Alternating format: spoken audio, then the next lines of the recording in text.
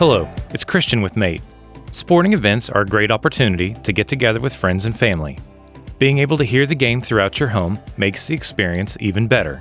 To listen to your TV's audio through your AirPlay 2 speakers, start by pressing and holding the play-pause button on the Siri remote. Click on the rooms you want to hear the TV in. If you click and hold on a room, you can adjust its volume. Press the menu button and start watching TV.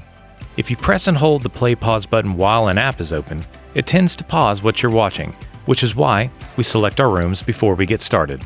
You can adjust the volume and add more rooms with the AirPlay 2 interface on your phone or iPad.